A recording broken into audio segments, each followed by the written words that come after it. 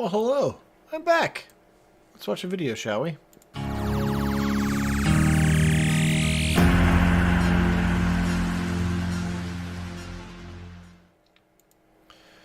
Well, hello, everybody. Welcome. It's the very first one. Mock draft number 1. We're going to give it a try because why the heck not? Because we always want to look forward and see what our Browns might actually look like in the future. My name is Phil Nagy. The channel is Nagy on Sports. Again, appreciate you joining me here. Maybe some of you will hop on live. That's fine if you're going to watch it a little bit later. So, I might try some different rules for myself in different situations where, you know, we're going to do a lot of trades or we're going to do no trades or different things like that. Carter, welcome in, brother. That's right, GM Phil. We'll see how it goes. But I like doing mock drafts. I think they're fun.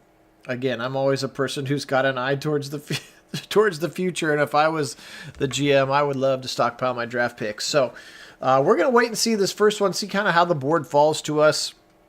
I'm not going to set any rules for myself. Again, I've got about 4 or 5 ones that I like that I use. This one's going to be profootballnetwork.com. So profootballnetwork.com. And I'm going to have it run at kind of medium speed so we can see some of the things that the other people are doing in the background. So I'm going to be the Browns. We're going to do all 7 rounds at a normal speed. Let's get on. This one will allow trades. People will offer trades to us. So there you can see, wow, Reese and Tate go 1-2. Are you kidding me right now? So Reese and Tate go 1-2, then Ruben Bain. So we're on the clock with both of the quarterbacks here. And Carnell Tate's already gone. Do you reach for a Jordan Tyson? Do you go for Lomo right away? Man alive. I was not expecting this. You take Caleb Downs and maybe the best player on the board at a position that you don't really need, but man, in terms of lightning, amazingly good players. Hey, Kit, welcome on. Good to have you on. I'm sorry. I think I'm still sharing. You can hop on the stream if you want. Anyway, or maybe I don't have it set up to have you on. Anyway, good to have you on. Anyway, gosh, I was so sure I knew what I was going to do. Man, I think even QB or no, you on the chat with me. This is the only pick that's going to be really hard. Not the only one. I think we're going to stick with our plan early of O-line and weapons and see what Shedeur can do. So I'm going to go with Jordan Tyson. There goes Dante Moore. There goes Caleb Downs. Mendoza falls all the way to the Jets. They're probably screaming about that with excitement. There go both of the Utah tackles. As you can see, kind of the draft picks spurring on the left side.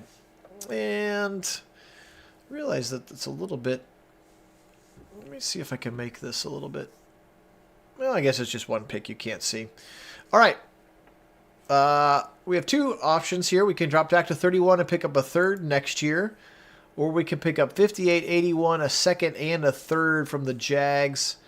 I think I'm going to reject both of these options, though I do appreciate them. And I'm going to go with Concepcion, a really, really nice wide receiver. So that gives us 2 studs with no great offensive lineman on the board right now. They'll wait and fall on that front. So there was the end of the first round. Browns up again with pick number 40. There's Caden McDonald. Maybe falling out of the first round would be a surprise for some. All right, we could take number 41 and pick up a free 7th from the Bengals to move back 1 spot. Or we could pick up a second rounder next year. Again, I'm not going to do any trades this particular time.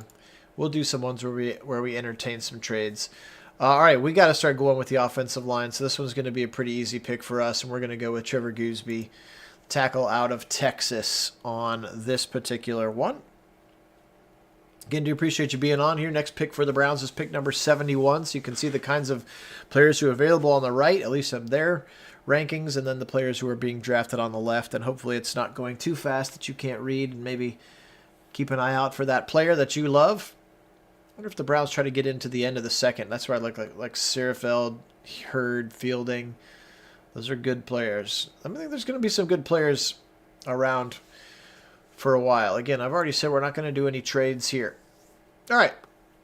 So here's where we can kind of deviate a little bit. We can go to kind of strengthen other potential future positions of need. We can go best player available. We could do some different things as well. Let me just see who the offensive lineman. Drew Shelton from Penn State. Still a pretty good player. He was a starter. Roberts, and then if there are any centers, although I think they're going to give him an opportunity. I'm going to go ahead and go here with actually, you know what? I'm going to go with the guy from Alabama. I like him a little bit better, Jaden Roberts. It might be a little bit early to pick him, but I do not want to miss out on the opportunity at getting a starting caliber NFL guard. So that's what I would do there. But look at Julian Neal, that corner, slipping way past where they thought his rankings would do. Julian Neal still there, the 55th overall player. We're on pick 90. There he goes. He goes pick 90. Wild to do that. It was a little bit of a reach, Mason, but I didn't love the positioning of any of the other spots there. I tried to go with need and availability there as well. So, ironically enough, that other guard that I could get, Brian Parker, is still available. Sorsby's a nice project. I think he's going to go back to college. Actually, I think Lenora Sellers is going to go back to college as well. So, a couple of different choices here. I think I'm actually going to go with this tight end. Well, let me just see who else is available here in the short list. I do like Max Clare as well. Of course, I'm going to try not to wear too many Buckeye Homer glasses. We're going to go with this tight end, 6'7", 252, the starting tight end from Notre Dame. Put him opposite of Harold Fannin with, again, David Njoku not under contract in this one. So, again, we'll see how it goes. Several remaining picks. Yeah, I mean, again, if he's a post-June 1 cut, maybe it goes down a little bit, but at some point you're going to have to eat that $80 million, and I guess I just would assume to have it happen next year when we can run about a bunch of guys on rookie deals. It's crazy to me that Lenora Sellers is still here. And again, I very much think he's not actually coming out. This kid is a really, really special athlete. Based on our plan, we're kind of in the let's support Shedeur with options and weapons model. So, yeah, you could take a Nussmeier or something this late if you really wanted to. But we're going to keep trying to go for filling some different holes, finding some different players. Maybe it's a little bit of recency bias, but this linebacker from Indiana, Aiden Fisher, keeps jumping off the page at me. Another good player. Not sure if Bush is under contract next year. Still not sure if we know what's going to happen with JOK. So and he's just a football player. He's a tackling machine, Aiden Fisher, in a position that we don't necessarily need, but could potentially do. Speaking of, again, positions we don't necessarily need, but would love to be able to continue to grow some depth there. I'm going to look at these, a couple of cornerbacks right now, and see here where we're at here. I don't love 5'11". 6 foot's okay. 6'1", and I know he was a 5-star kid. Really, really good athlete here. I like maybe him or Christian Gray. Dalen Everett is there as well. Malik Muhammad. So some good corners, good pedigree corners. Again, when in doubt, I like to take guys from big programs who've played good football. Damani Jackson, for me, fits that bill in this one. All right, now I might go back to the guard position. There's the Texas A&M player, Trey Zune, Greg Johnson. Ethan Oniawa couldn't even start for the Buckeyes, so I'm not sure I'm going to go there just yet. Let's see if there are any other tackles. Actually, you know what? I really like this guy. Again, maybe some Indiana bias. Recently, he's also a local kid from Old TNG High School, Carter Smith. He's got a good rating in NCAA, the video game, so that's all I care about, I guess, right now. All right, we've got 201, 202, and 243 left. Thank you, Kit, coming in from the top rope with the Devin Bush contract information. So, yes, I like my Aiden Fisher pick even better. All right, here we go. Browns got to wait a long time. They got 3 early 5th-rounders. Again, assuming they keep them all. We didn't do any trades in this one. We got to wait a while to get all the way into 201. And then we're going to have 201 and 202 back-to-back. So if there are 2 players that we like, that's great. And at this point in the draft, I'm taking guys whose names I recognize with high upside. Fully knowing they're going to be a project, or maybe kind of punching them into a special teams kind of a role. So the first one I'm going to pick is Gabe Jacos. He's kind of a pass rushing outside linebacker type from Illinois, a good player, a good college player, and it's going to fit well, I think, as kind of a depth piece for our defense. Then I think I'm going to go back to the offense, and I'm going to go for more playmakers.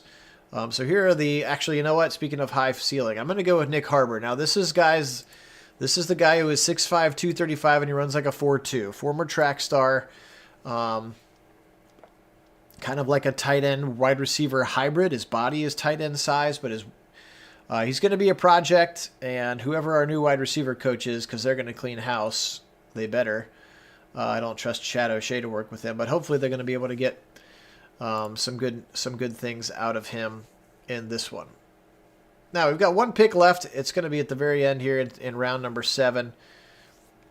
We'll take a look at who we have here. I think maybe the only other thing... Yeah, I think that they maybe... Again, this is just this particular website's ranking system, so you always got to take them with a grain of salt. Dudes are very rarely accurately rated this far in advance, especially because we don't even know who's coming out. Man, Caden Curry right there. Again, do I dare take a Buckeye? The kid plays hard. He really does. I need to go back and look and see what I took. Did I take a running back yet? Because I do want to take a running back. I have not. So I'm going to take a running back here with my last pick.